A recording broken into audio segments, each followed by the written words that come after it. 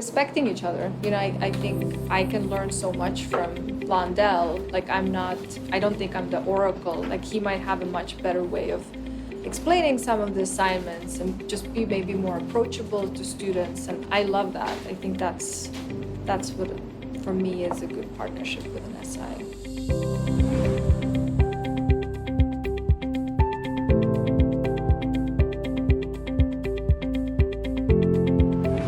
I believe SI should be kind of like a shadow, more like an extension. Let's say the professor's there, I'll be there. And that's basically the words I would put it into.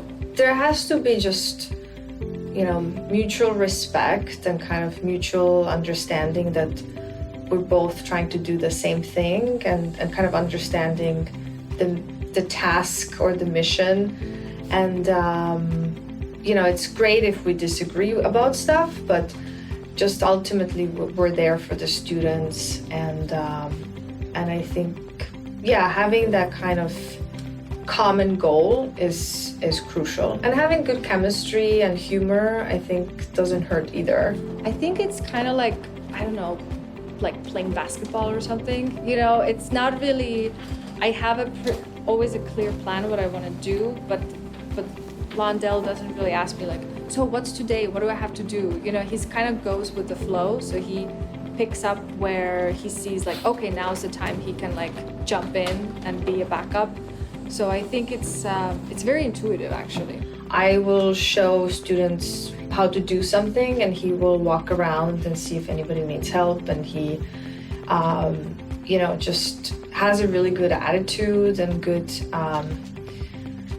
sort of good way of communicating with students. So students feel relaxed with him. So I think it's very, I wouldn't say casual. It's just a very intuitive process. I would define it as a co-op, a partnership, whether it be 2 people, 3 people, 4 people. Everything needs to just fit and go. Even though sometimes like you might have like hiccups, but I feel as long as the main points, the majority of the stuff fit and goes, you'll have a partnership, and a perfect partnership, honestly. Well, I really trust him, and I think it goes both ways. He really trusts me because he's been through the class, so he knows that everybody will survive and it's gonna be fun and fine. And so I think that's crucial, and I really trust that he can, you know, he knows that there is sort of, I have a method to my madness, how I teach. I'm gonna walk you through how to choose the favorite from the 5. Okay. But make sure you choose the entire group of 5 images for the bracket, okay?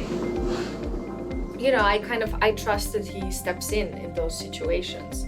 So it's good to know that, because he won't like make anybody more sort of anxious. He's gonna be like, let's all chill, it's gonna be okay, and we're all gonna be fine.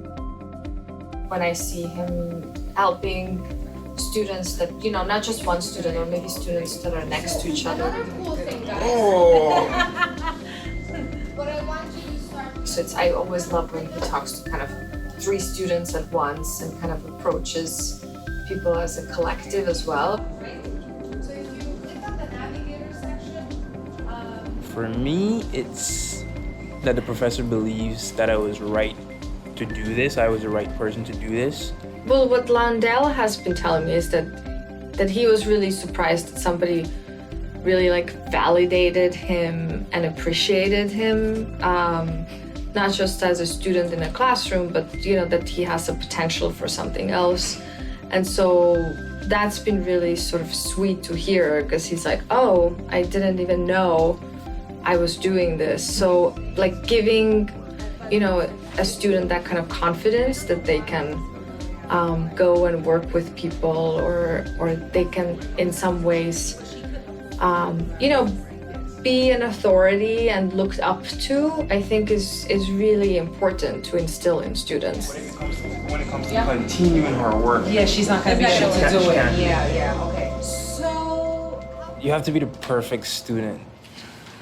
I'm very serious about this. You definitely have to be the perfect student. The first time I took this class, I don't believe I was the perfect student, But You as traveled from Far Rockaway and you were here every class before 9 a.m. True. Like before, and I was impressed. So that's the biggest accomplishment. but this I think. time for me, it's like I take notes. Yeah. Last time I just like would remember and I would go home and I would do it, and if I forgot something, I'd be like, maybe like look it up. But this time, like for me, just being the biggest lesson that I've learned is that you have to be the perfect student. You know, I'm also learning a lot from Londell. You know, it's also, he's telling me after class that like, oh, I'm actually like taking notes all over again because I didn't realize that, you know, I didn't really understand that material last semester. Now I'm understanding it a lot better. So it's like he's giving me little glimpses about, you know, sort of feedback about my own teaching, and I think it's great. It's not just like, you know, me being the oracle, but he's also like helping me be a better teacher, and so that's really invaluable. Yeah. You know, having like a visual example that somebody survived the class and had fun in it and learned a lot and is excited about it is huge. At first I thought the same thing. It really does help to have, you know, just an extra pair of hands and eyes there, and you know, I think the students benefit so much from it because, again, they get one-on-one help, not from only me, but from another person in the class.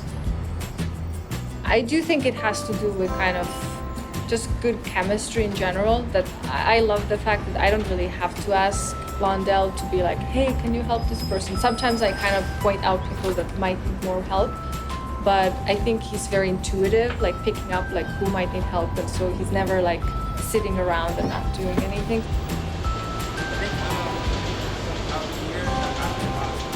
We don't take it too seriously, even though I'm like, this is a pretty hardcore boot camp, this class. But, you know, I like to keep it light and, you know, high energy. And I think that kind of works, you know, because I think we both almost have like that kind of personality. So it kind of works out. Yeah. I love the fact that it's not, I can't really train somebody to be a great SI. It's really, you know, his personality and how he is. So Thank you. yeah, no, it's true. But just in case, like if you need some additional help, or now with Lightroom especially, right? He's gonna be available for you guys right after class, always, 1 hour after class. And then the 26th, which is a Wednesday, 3 to 5. You know, I feel very grateful to be a teacher first place. You know, I think it's great that I can, you know, I have some information that I can share and I can connect to students.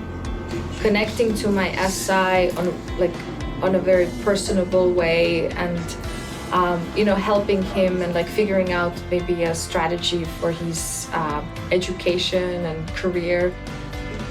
Have a good day, all right? You know, I feel very sort of grateful that I can be a person that could be in some ways a mentor to him or guidance to him or share my knowledge. And then I know he will pass that information to my students. When you always launch Lightroom from the external hard drive, like the professor was like saying earlier, it's kind of like a debit card. This is the back, that's your debit card. That holds everything, right? Yes. Oh, I see. Yeah, that's why. I ejected it. Yeah, you're fine, you're fine. If you want to see the photos, you just plug it back in and launch Lightroom from your hard drive.